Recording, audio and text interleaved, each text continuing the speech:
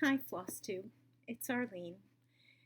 It's Thursday, September 14th, and it's been about 3.5 weeks since I've done a Flosstube.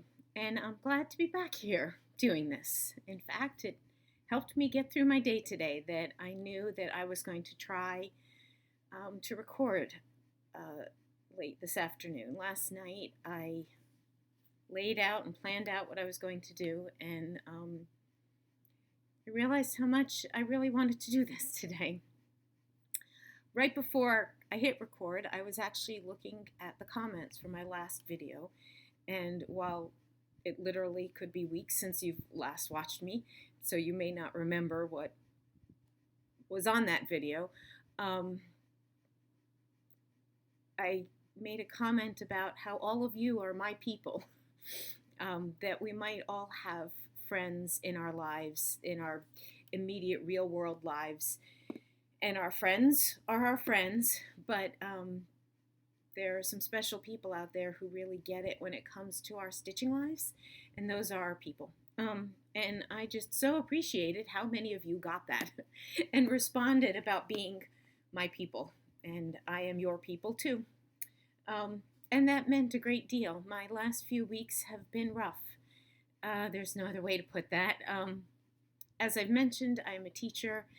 It's been the beginning of a school year. I've been a teacher for a long time. So going back to school is not new, but there's actually a lot of newness in my school year life this year, and just without going into the details, it's made it particularly rough the last few weeks. And so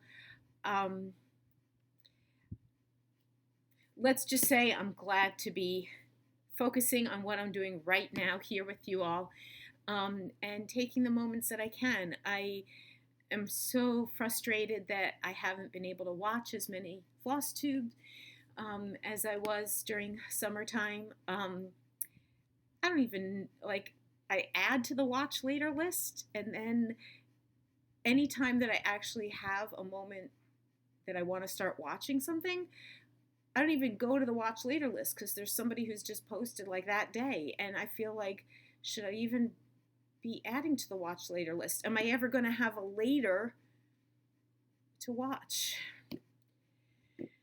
Just know, for those of you that I have previously been regularly commenting and watching, I just feel so terrible that I haven't been doing that in the last couple of weeks. I know how much your comments mean to me.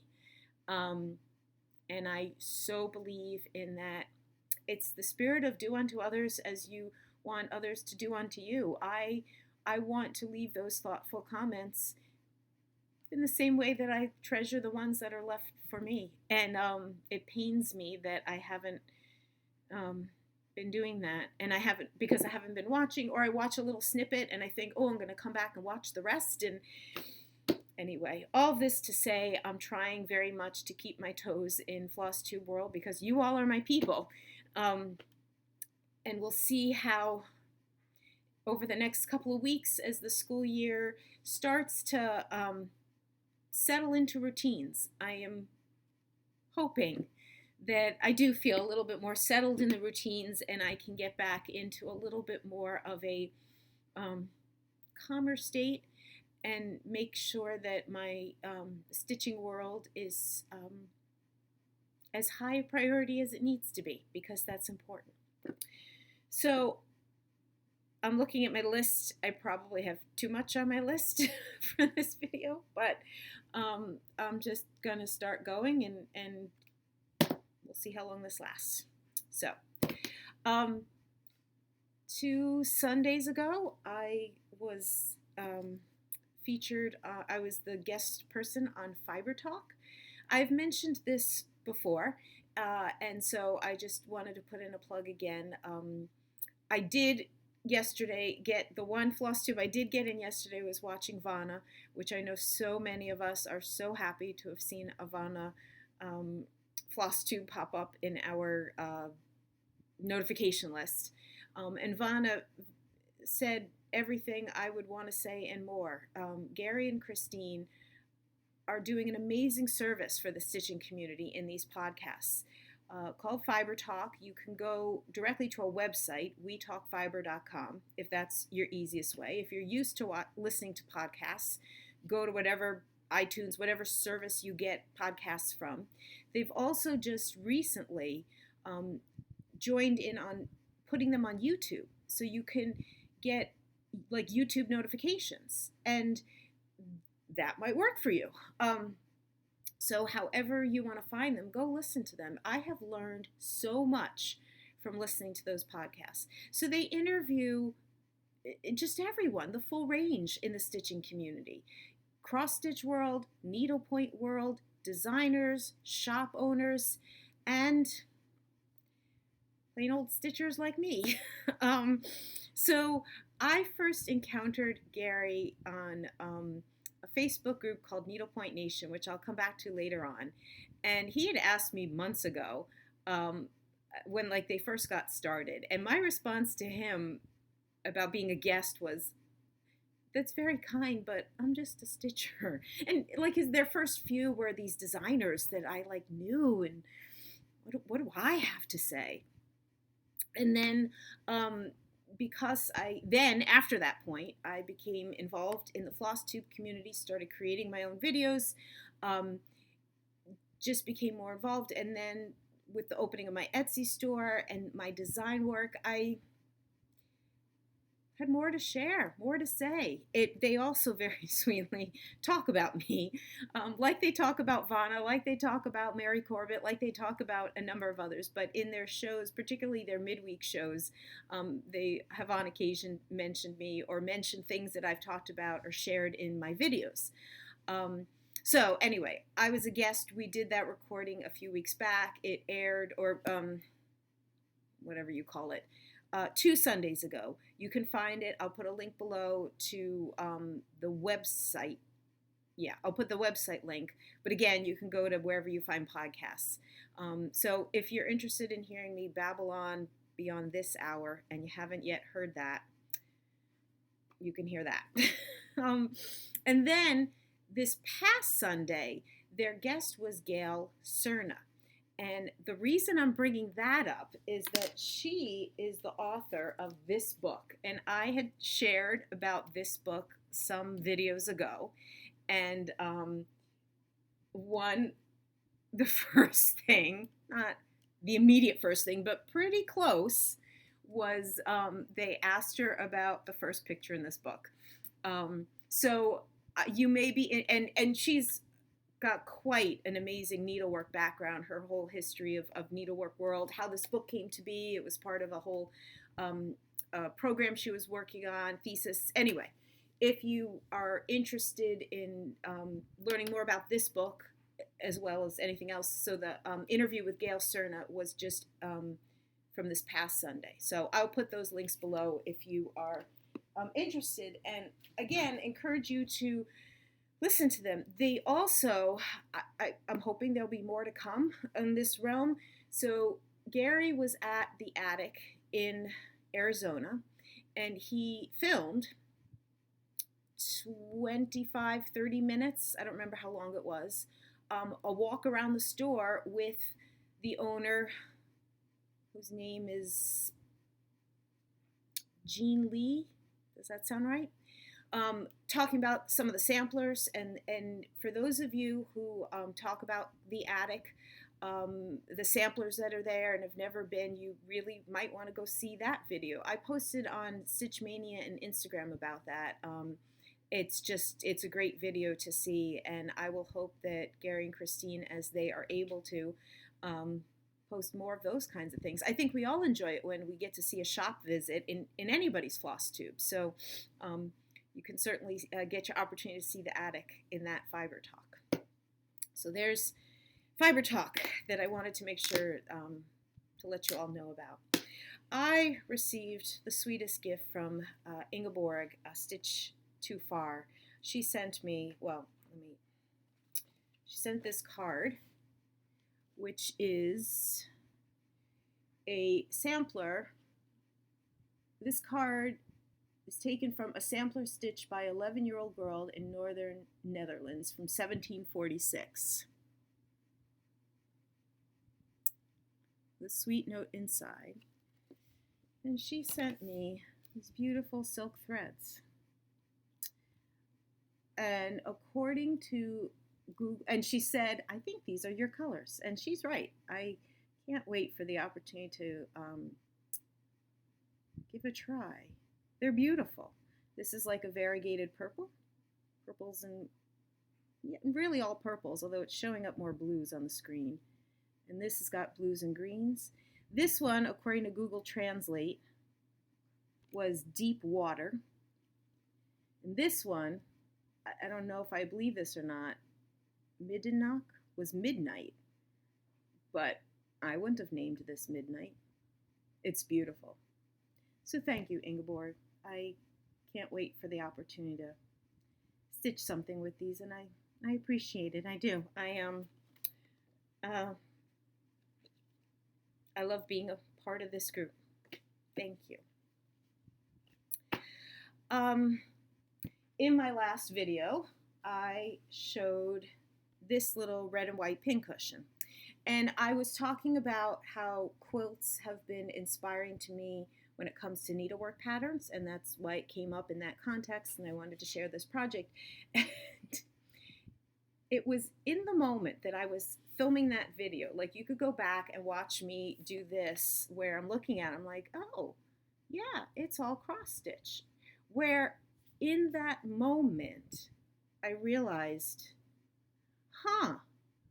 I could turn this into a pattern and sell it on my Etsy store. And it's not that I forgot about this project. I loved this project. I just hadn't thought about it when my mind was brainstorming what things have I created already that I could potentially turn into patterns to sell. But there I was filming, and I realized this could be one. Well, quite a number of you commented about that in the comments. And so I just wanted to let you know that yes, it's absolutely on my list that I will be making a pattern I'll be creating a pattern if anybody wants to make this. Again, this last month has not been the best for me. It is constantly on my mind. Soon after I put out my last set of patterns, which was about the first week in August, I had set this loose but okay goal. I won't say deadline, but goal of September 30th of when I wanted my next set of patterns. And it's halfway through the month of September, and I don't think September 30th is realistic right now. But I am working on things. I have some things done and other things, the vision or the plan of what will be done. So just know that that design work is so important to me, and I am constantly thinking about it, even if I haven't made as much progress as I wanted to at this point. And again, I'm hoping within another week or two of settling into school routines, I can get back into a good routine.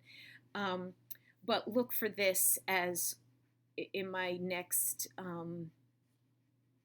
pattern grouping.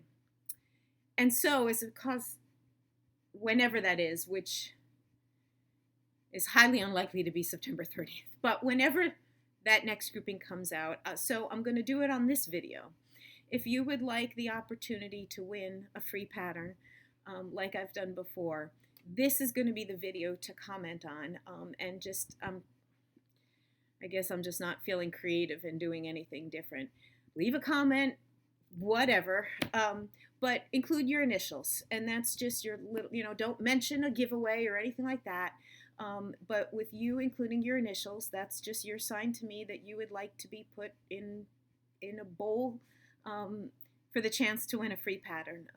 I've loved doing that, and I am going to keep doing that, and I'll try to remember to remind you of that at the end of this video. So if you'd like to win a pattern for whenever I have my next set of patterns ready, this is the video to leave your initials in a comment. Okay. Down in my stitching area, I have a little, I use a stand, I have a little tray, I keep like stuff on the tray. I had this little scrap of paper where I'd scribbled this.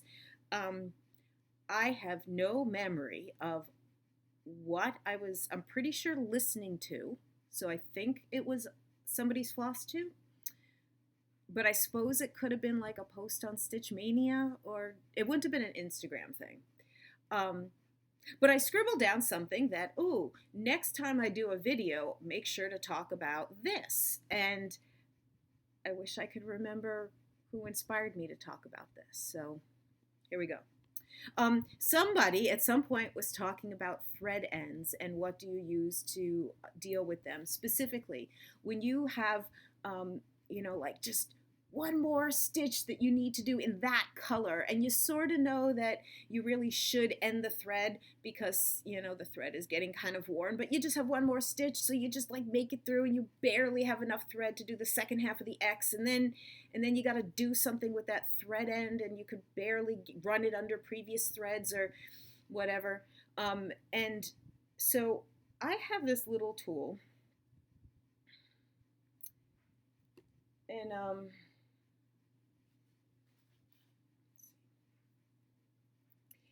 it's basically, they're connected, two parts.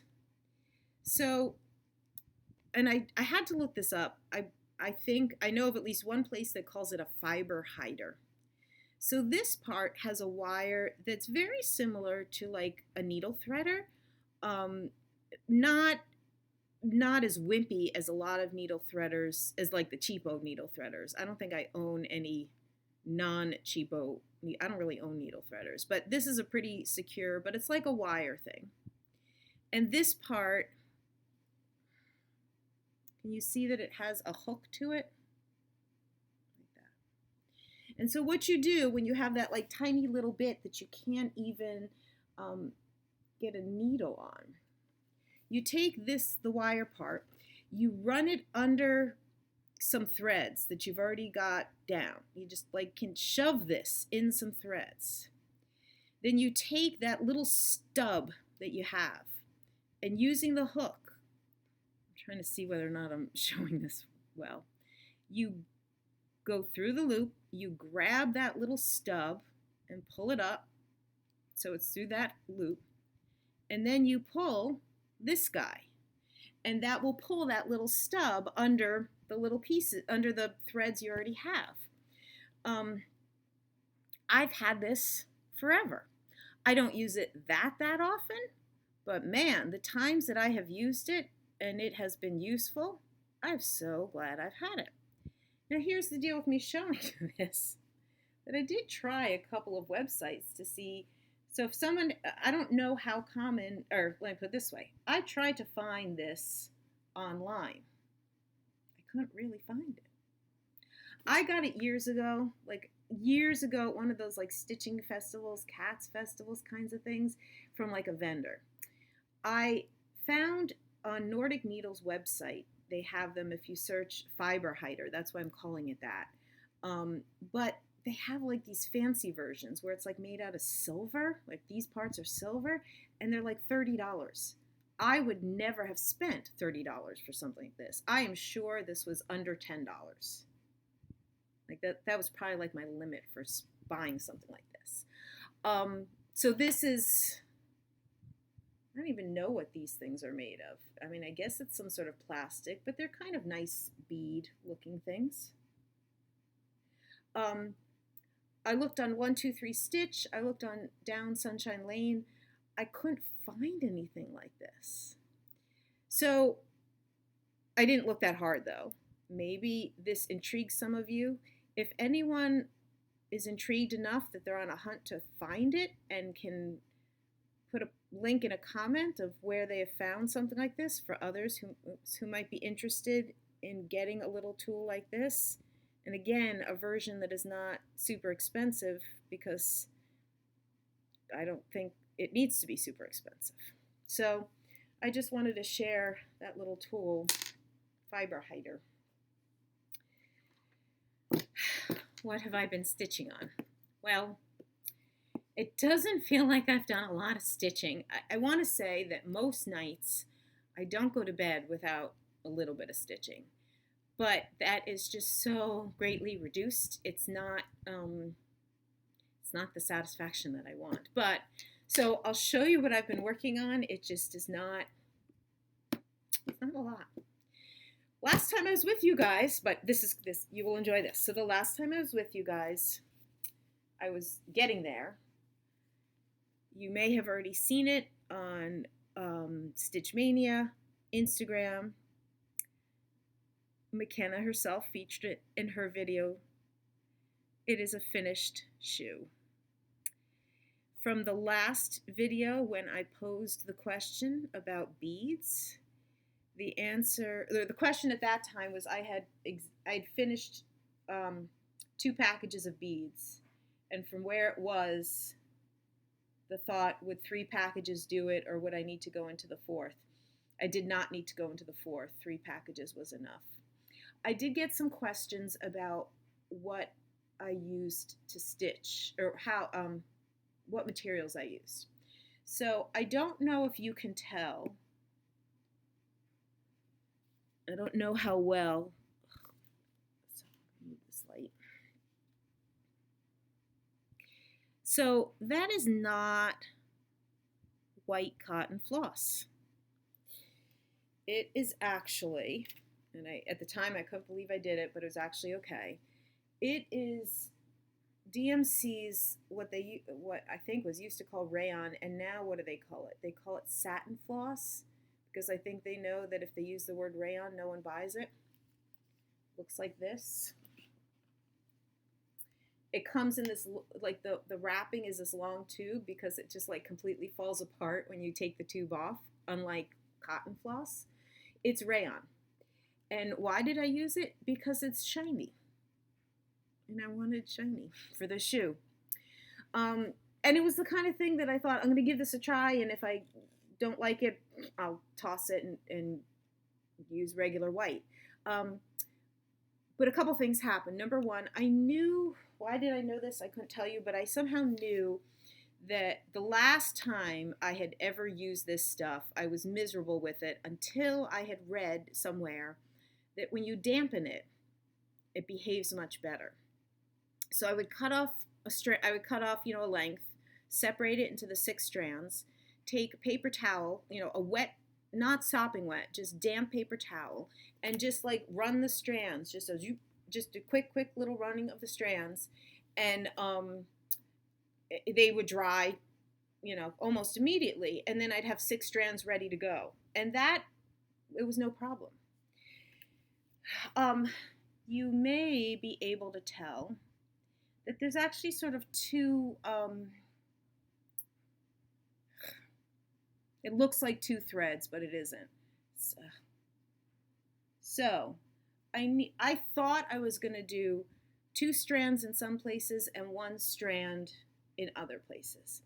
And it didn't work that way. I'm using 18 count Aida here, and 2 strands of this stuff is actually a little bit thicker than cotton floss, or else I just haven't used Aida 18 count in a while, but 2 strands was just too thick.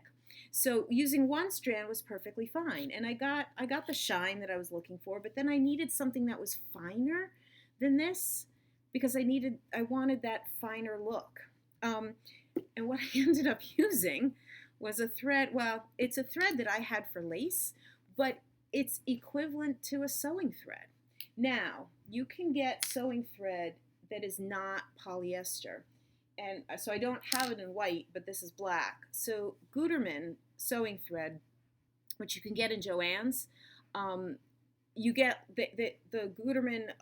They come in spools like this. They're not spools that are this big. The Gutermann spools, they have like polyester sewing thread, but they also have a smaller section of all cotton thread, as this is 100% cotton. And they also have some silk thread. But this is the fineness that I needed for a finer thread. The beads I used, well, here's the fourth package that I never opened. These came from Hobby Lobby. I looked in Michael's, Joann's, and AC Moore, and couldn't find what I needed, which is a size that was small. And I wanted something that would be shinier than like seed beads usually are. And these, which, let's see how close, I don't know if you could tell, they're faceted beads, which means they have like edges to them. And that's what gives them their shine.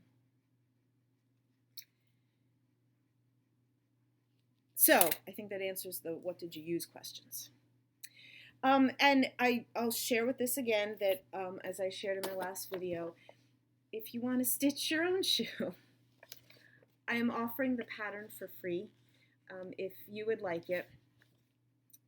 Sparkly shoe, stitching instructions with, you know, what stuff, how I stitched it. I did write in here, Sergio Rossi has this shoe in white, nude, and black.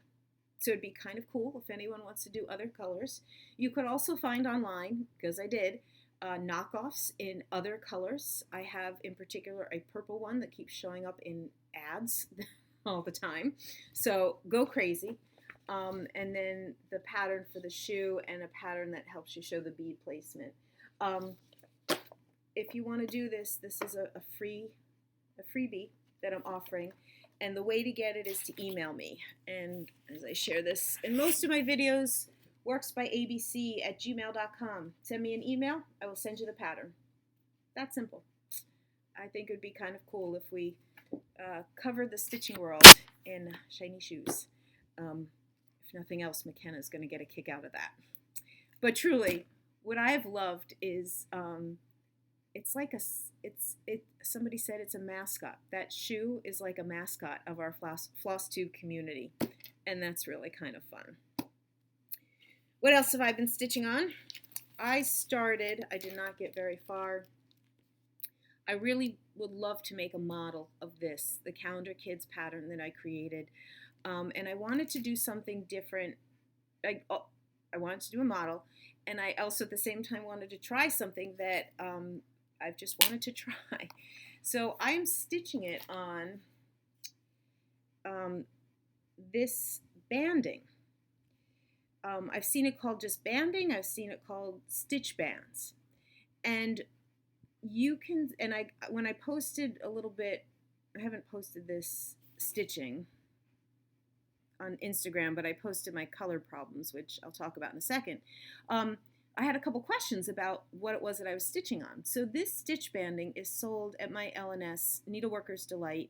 The video where I did the tour of the store, there's a point where I stop where they have these and talk about them. So I'll put a link below, assuming I remember, to show, like, you know, the point in the video where you can see the variety. So they come in different widths, different colors. Most of the edges are not having a color. They come in linen and Aida of different sizes. You know, some of them are pretty narrow, and they go even wider than this. It just intrigued me. What's the advantage, somebody said, or why would you do it? Well, there's a finished edge to it. And if you're doing something, which I'm trying to do, which is stitching all 12 months in one long row, instead of the way it's laid out here on this picture, I thought, we'll see, that I would do one long row. And if you think about that, assuming this gets done, that would actually turn this into about 44 inches long, which is kind of a big piece of fabric to buy and then would need to be used for something else, obviously. So this became a really good idea in my mind of, wow, this would be a good project to try one of those, a piece of those stitch bands. You buy it by the foot, the yard, I forget how you buy it by. So I went there. I specifically was looking for a piece that, well, I can't say I did this on purpose. I guess I saw one with a colored edge and I thought, that's it. I'm going to do a colored edge and I'm going to do it in the all, well, I knew it was to do it all in one color that matches it.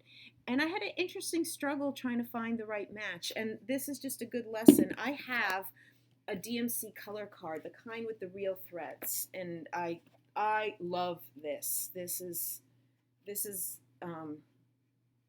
if you don't have one of these and you like doing color conversions, I can't say enough about getting one of these and just falling in love with like thinking about color and looking at color. But I had a really interesting experience in that I was laying this, next to all these blues and thought I had like the right color family and tried one thing and it a little too dark and tried the lighter thing and it just didn't look right. And it really took the third one, which in all honesty, wherever it is on here, doesn't even look that great or that exact. It really took stitching it for me to say, yeah, that's it. And so it was a good experience to know that sometimes you just have to stitch. So I think it's $7.98. I think that's the blue I'm using. Here I am starting in January. I haven't yet decided whether I'm going to stitch the months in French as they are here or whether I'm going to do them in the English like I charted out.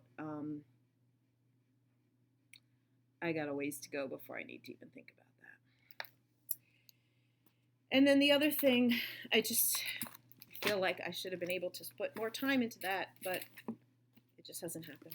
The other thing that I started working on, and again in the spirit that I am still have designing in my mind, the last two sets of designs, I have started showing you canvas work pieces. This was the first canvas work square number 1. This is canvas work square number 2. And I'm giving you a preview right now of this is what canvas work square number 3 is going to be. This series, I'm picturing 4. Whether there will be more than 4, we'll see. They've been selling. So I love doing this. I love designing and figuring this out and charting it and writing the instructions and everything. I'm following the idea 2 DMC colors, which could be any colors you want, and accent color. I'm using the same accent color in all of the ones that I'm doing. So this one will evolve and look for it in a more final form at some point. Okay. Moving on. All right. I wanted to share with you about silk gauze and wondering how many of you have ever stitched on silk gauze. How do I explain? I don't know when, well, I think I know when not the date. So silk gauze, where'd it go? This is an odd piece that I have. It is, can you see? This piece in my hand is 50 count. Yeah, 50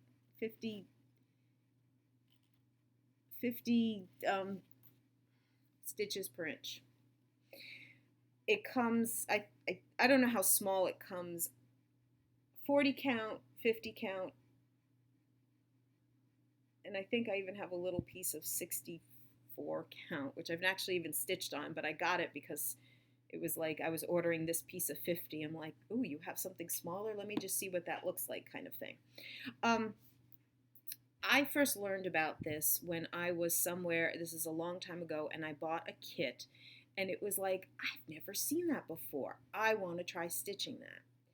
This is the little piece that I made some years ago.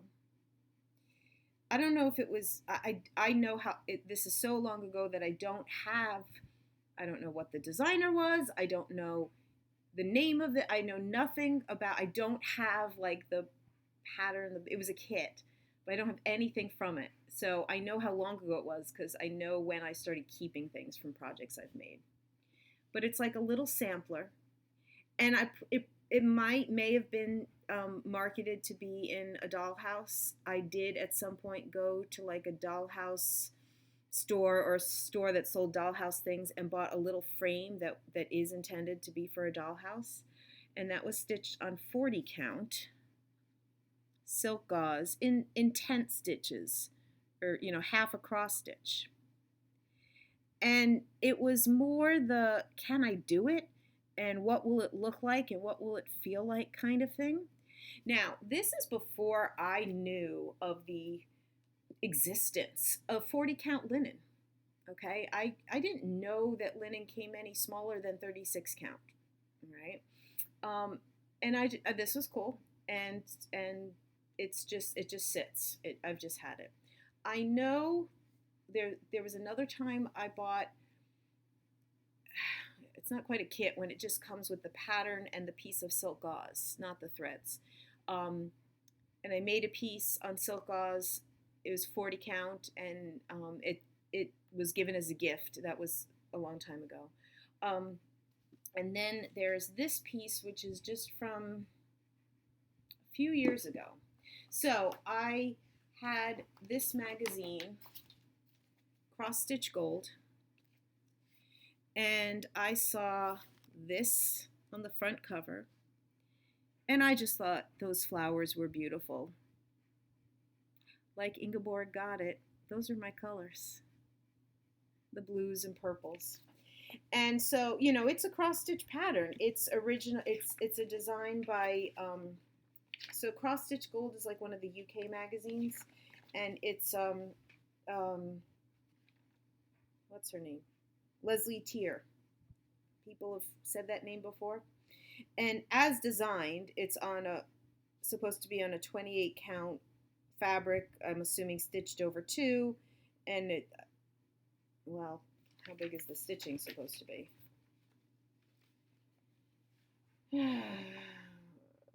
It works out to be 9 3/4 inches by 9 3/4 inches if you stitch over 2, like 14 count. And I just thought it was beautiful, and I wanted to stitch it, but at the time I just had no desire to stitch it on like normal size, and I don't know what possessed me, but I decided I hadn't done that silk gauze thing in a while at the time I did this. So I did it much smaller. So this is on 40 count silk gauze. And to me, I loved the effect of stitching small. My eyes did not love the effect of stitching small. And I used a magnifier. I will not claim otherwise. And I could frankly see that my stitching was better because I was using a magnifier. Now, this is one strand of DMC floss. You really can't get a cross stitch in there. You could. It's just bulky.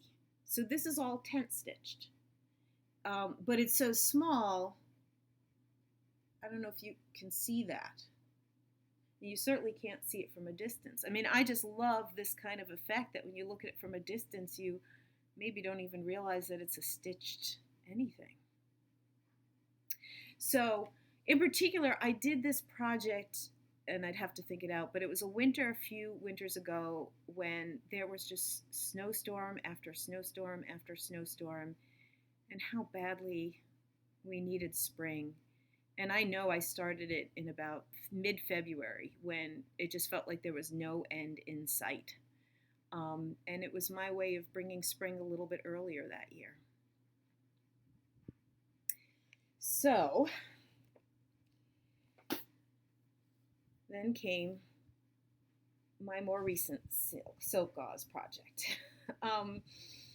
There is a group, a Facebook group called Needlepoint Nation. Most Facebook groups are closed groups, so the opposite is open, public groups. Needlepoint Nation is a public group, which as I understand it, that means that anyone who's on Facebook could go look. You could see all the pictures and everything. You only have to join if you want to post. And I'm just mentioning this because for those who are in the cross-stitch world, love the cross-stitch world, but are always kind of curious of what else is out there, the Needlepoint Nation group will show you a lot about very much the painted canvas world, and that's a whole nother world. Although there's also a lot of counted canvas, meaning non-painted things that people post there, and people will post silk gauze just because it's allowed. It's a group that they respectfully ask to be limited to canvas and silk gauze because it's kind of like canvas on a miniature scale. They respectfully say cross stitch and plastic canvas and surface embroidery and all those other things. There's lots of Facebook groups out there. Let's just keep this, and it's a large group. There's like over 10,000 people in it. Anyway, so this is part of the story. So I started working on a large silk gauze piece that the designer had posted on that group. Here's the recent project I finished designing. And it was actually, you didn't even realize at the time, she was just posting like the computer image of it. It wasn't even a stitched piece. And it was one of those things that I saw that the colors, the design, it was just me. And I just had to get it. So the designer is actually someone where her work is all in the miniature world, like dollhouse miniatures. She does all miniature stuff. Her name is Natalia Frank. I'll put her link below. Hopefully I'll remember all these links. And when I got the pattern, it was all DMC floss. And again, her pattern was designed for 40, designed. The way she wrote the thing out was 40 count, but there's no reason why it has to be on 40 count silk gauze. You could do it on 14 count Aida if you want. It's just going to be larger, you know. It's just a graphed piece like any other graph or any other chart would look like. But I got it. I got the DMC floss. I laid them all out, and it's like those colors. That was it. I need to do this. So this piece was huge. I started this in June of 2015, and I finished it in October of 2016. So I worked on it like 16 months, and with the exception of about 4 or 5 weeks total in there, it was basically my dominant needlework project for that whole time. I've estimated that I worked somewhere between 500 and 550 hours on it, it's the longest time project, or the longest time I've spent on one project. Not something I designed my own, and so, you know, there's always a special place that I have for pieces that I've designed on my own, but this one has a special place just for what it is. The very first post that I did on Needlepoint, so what I did, the very first post I did on Needlepoint Nation, after working on it for 2 weeks or so, I had this very center part, and I posted a picture of the center with a penny next to it to give a sense of the scale. And then there was so much, wow, this is cool. You have to keep us posted on how it goes. Needlepoint Nation particularly encourages progress posting on Sundays. You can post any day, you can post anything, but there's always a work in progress Sunday encouragement. And I got into this routine of posting about every 2 weeks. And it made such a difference to have this cheering section with me. How many people were genuinely looking forward to my posts? And every post, it was this penny, it is this penny exactly, that I would always put in the post with a penny in picture for the scale to get a sense of scale. And so this is my piece. It is called Spanish Savaneri, which it's rug. The design was based on a rug, an old rug. I'm going to bring it in close. The border took forever. I basically worked on like 1/4 of it at a time. And then, you know, after I got 1/4 of the border done, I realized how time consuming that was, and I realized I had to um, alternate between border work and interior work. It's about 10.5 inches by 10.5 inches on 40 count. And I forgot how many stitches. Oh, 10, all 10 stitch, all DMC floss, 1 strand. This, which is sort of showing up white, it isn't. It's 712, that cream color. It took 4 whole plus a little bit more of a fifth entire skeins of DMC floss, 1 strand at a time, for all of this 712. And yeah. So I need to share something else. And I have loved the way we have shared in the Flosstube community so many people who have entered into their fairs and have shared results of fairs. I don't talk too much about entering into competitions. There was a time I've entered a couple of a county fair in this area. I haven't done that in many years, just because of what it is. I've entered into the Woodlawn Needlework exhibition for many years, and I've entered into the A&G seminar exhibit the last few years. And so I entered this piece into this A&G seminar.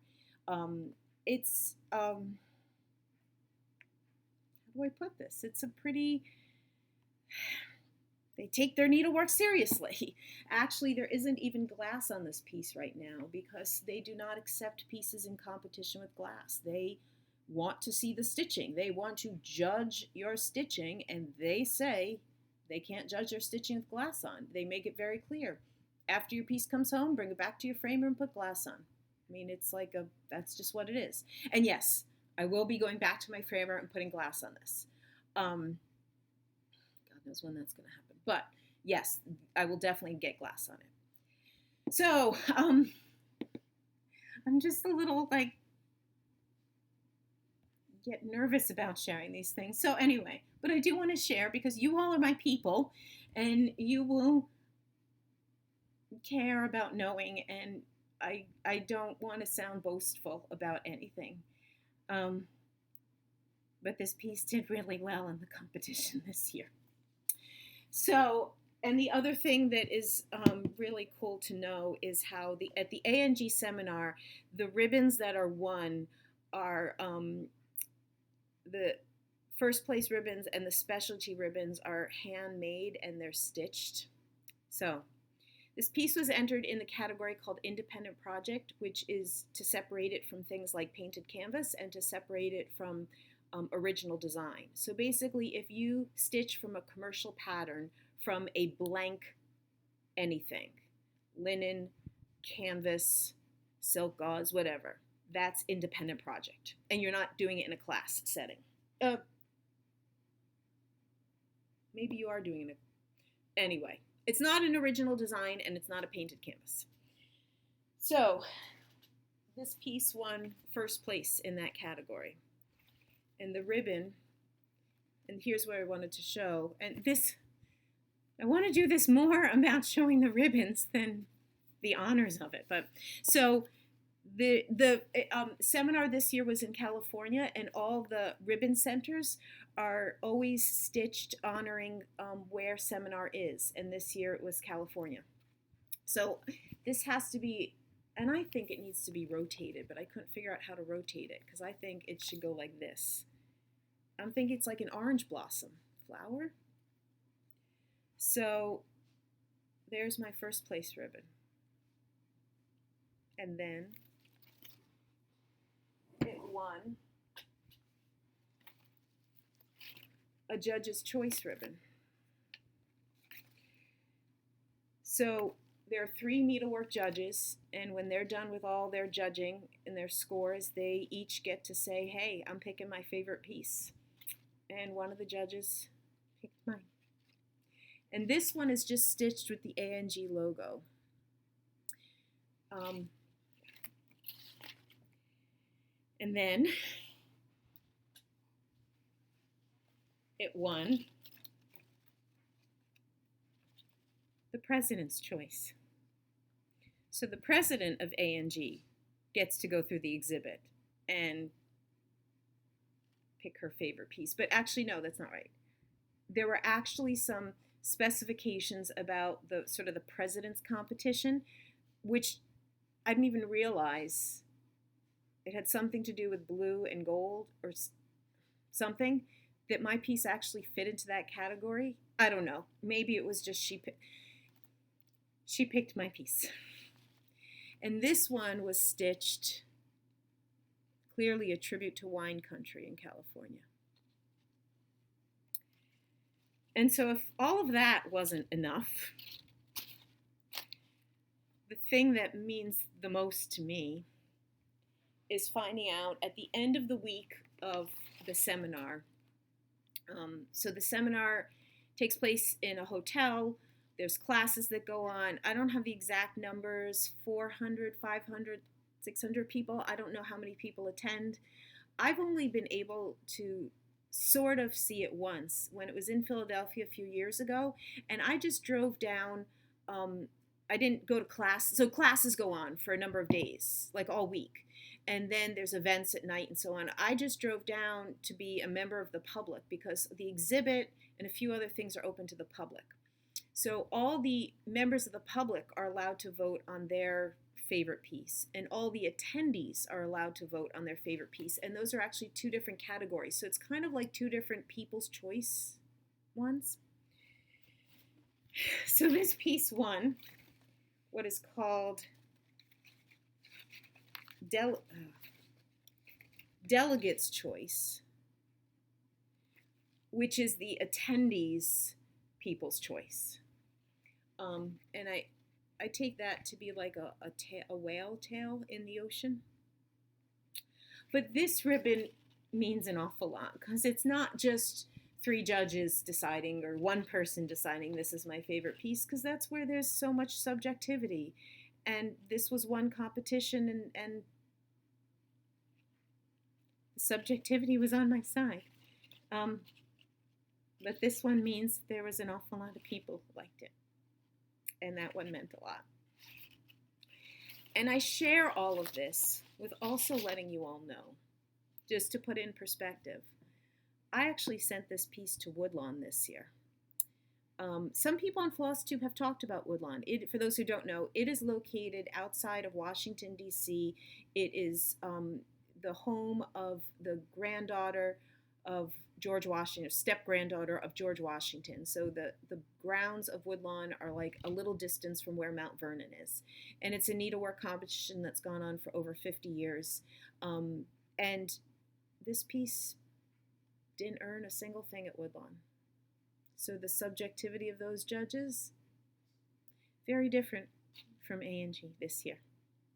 I think that's important for everyone to just know that when it comes to competitions, if you're ever disappointed in your results, I just wanted to share that. So as I put it out there, I said it feels like an embarrassment of riches for having been overwhelmed with the awards that this piece got. But it means a lot. It does. As I said, they do, so A&G puts out one of their issues of the magazine, which is usually their January issue, is like they show all the award winners, and I took out, I'm not going to page through this one, this is from last year. Maybe next January when this one comes out, we can do a little magazine flip through together. But the reason I took out the one from last year was to show you, here we go. So what they do about the ribbons and how they show, oops. So last year it was in New Orleans, 2016, it was in New Orleans. So all of those ribbon centers and those ribbon centers all had a New Orleans theme. And it makes for this really sweet, special, extra touch that those are stitched by I believe it's like the local groups who contribute to it.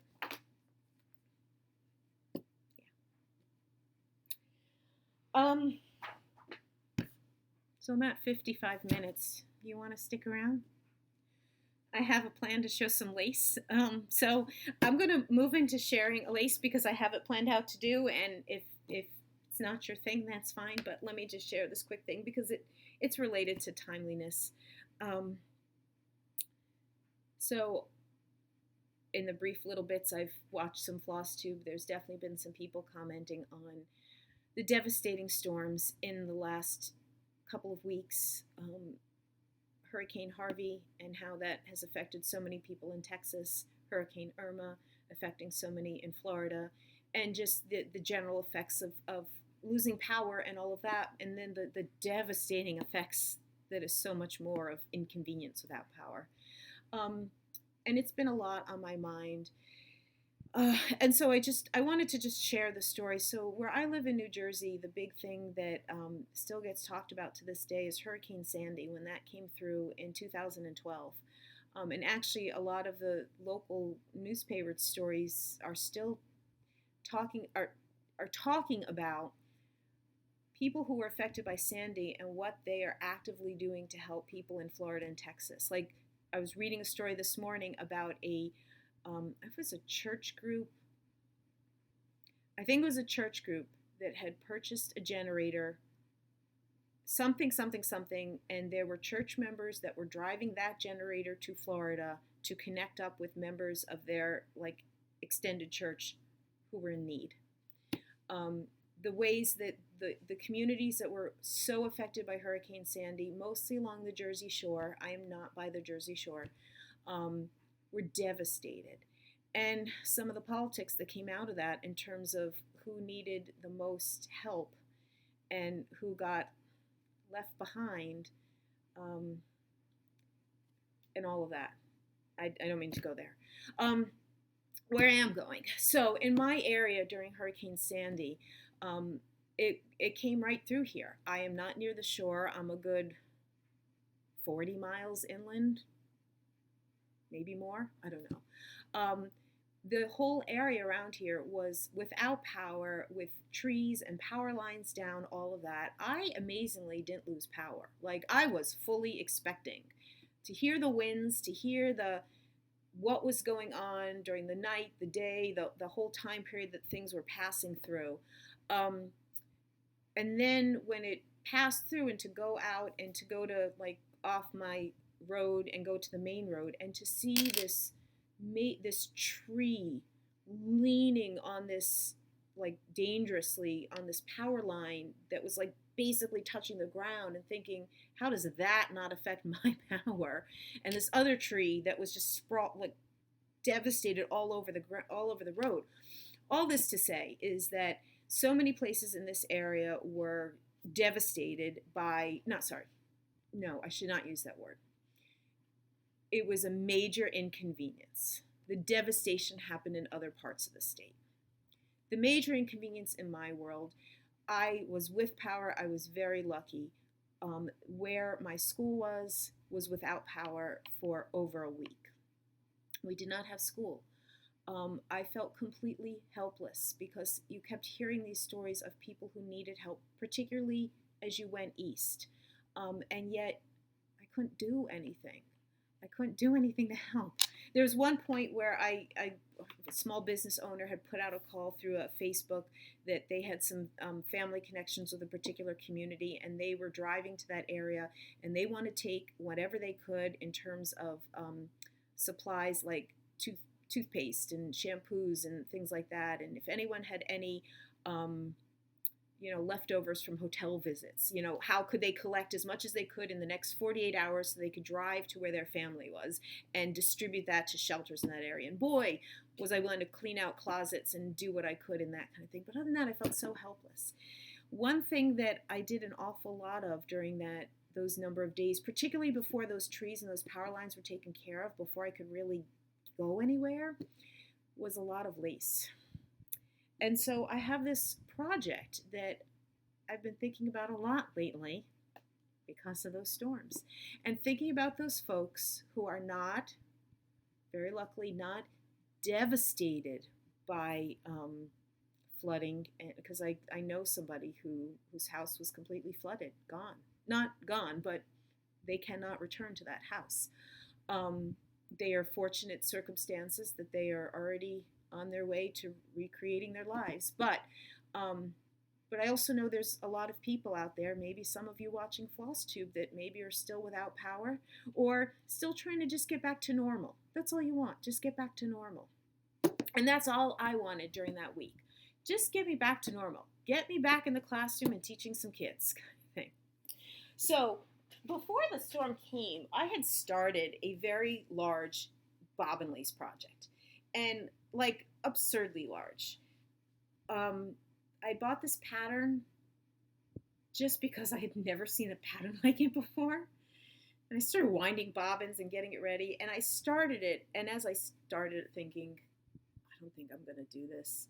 This is so huge, it's going to take up most of the bobbins I own. What ended up happening, it was not a complicated design, so it didn't take a lot of thinking, and it turned out to be the perfect thing to do for a number of hours upon hours during those days. And I didn't finish it during that week, don't get me wrong, but I certainly got over the hump of, I don't know if I'm going to finish this project, to, yeah, I'm committed to this project. So I'm showing it to you now. It's rolled up, and I think it's right side up, but I'm just going to unroll it, and we're going to see. Yeah. Okay. So it's kind of like a wall hanging, but I've never actually hung it on the wall. I'll come closer. But yeah, I made this bobbin lace. So, very simple, you could see very clearly, very repetitive. And I know when I got to those leaves, those were, a lot of bobbin manipulation there. But it was, and the way the pattern was created was so easy to follow.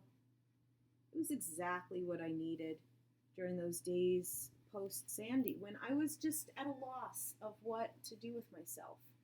And again, I couldn't, how much I had done before the storm, and however far I got, it was just enough that it got me going with it. And then I just had it done. I only attached it to this blue fabric some number of years, a couple years later, because I brought it to one of the lace conventions to have it on display there. And yeah, I don't even have a good wall. The only wall space that I have to hang it up is actually too high for me to access.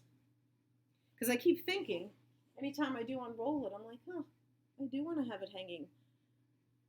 I just don't have the wall space to have it hanging. This designer has some really interesting patterns. I did take this out because I wanted to share with you. I did purchase, there's only one other super large one, and it's the one I'm going to share with you. So that is like a tablecloth. And if you want to get the sense of the size,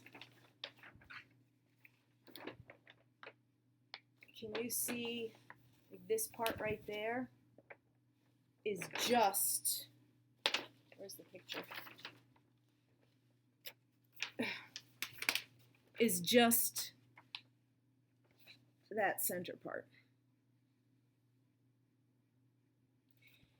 So to do this, which would take a lot of thinking about how I could even do it on a pillow. I mean, it's a lot of rotating and thinking like that.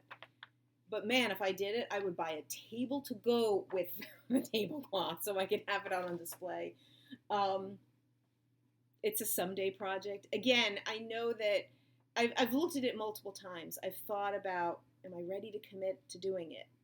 And I always pull back. Now, one thing with this pattern is that while it could be done like a whole pie shape at a time, it also could be done in like you could just do the center and then like almost the next ring and like attach it in rings almost. And I thought that's going to be a way to break it up. And maybe I'll do it that way. Someday. We'll see. So that's my little bobbin lace segment for today. Just it seemed like the right time to share this project with you, just because I do associate the push of it with those sad days in post-hurricane. And so I'm hoping, if there are those of you that are sitting there just trying to get back to normalcy, and again, I know that if you're truly affected and devastated, you're not thinking about stitching. We know that. But if you're at the different level, where you just want, you have your loved ones, you have your home, you've cleaned up the trees, you've cleaned up that stuff, but maybe things like work or school haven't quite gotten yet, I hope you can find something, whether it be your stitching or something that gets you through. Because it was this that got me through those days after Sandy. So thank you, my people, for helping me out this evening, because being with you helps me a lot. It really does. I'm going to remind you again, if you want to potentially to win a pattern the next time I put out my next set of patterns, which will be at some point, it's this video to leave your initials in a comment, so I'll put you in a drawing for that at some point. I hope you are stitching all wonderful things. Keep supporting one another, keep sharing with one another, keep being the great community we are. Till next time, bye.